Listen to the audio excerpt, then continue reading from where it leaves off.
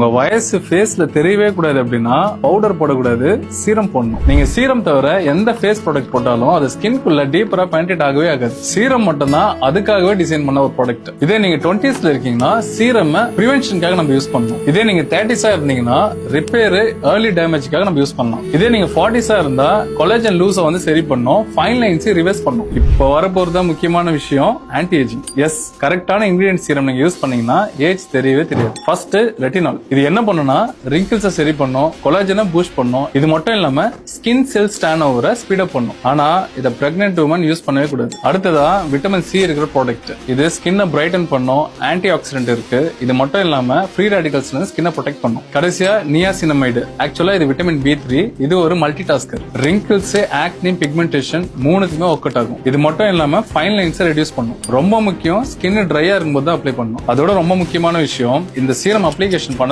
அப்புறம் 30 to 60 seconds wait பண்ணணும். அதுக்கப்புறமா தான் இதுக்கு மேல நீங்க மாய்ஸ்சரைசரிங், லேயரிங் பண்ணணும். இப்ப சொல்ல போறது ரொம்ப முக்கியமான விஷயம், ஃபேஸ் சீரமை யூஸ் பண்ணணும். அதனால யூஸ் பண்ணுங்க.